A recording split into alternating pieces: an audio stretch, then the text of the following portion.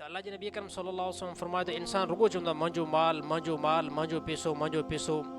पोइ अल्लाह जे नबी अकरम सल्लल्लाहु अलैहि वसल्लम फरमायो त इंसान जो हक़ीक़ी जेको पैसो आहे उहो पैसो आहे जेको हे पाण खाए थो।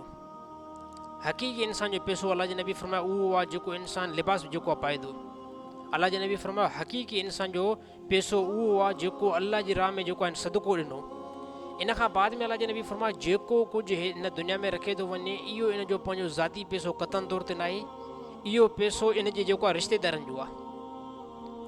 ऐं अल्लाह जे नबी अकरम सल्लल्लाहु अलैहि वसल्लम ॿी हदीस में फरमायो त अल्लाह जे नबी अकरम सल्लल्लाहु अलैहि वसल्लम साहबा वेठा हुया त साहिबनि खे अल्लाह जे नबी फरमायो ए साहबा तव्हां मां कोई अहिड़ो भला शख़्स आहे जेको पंहिंजे पैसनि खां अलावा ॿिए कंहिंजे पैसनि सां मुहबत करे।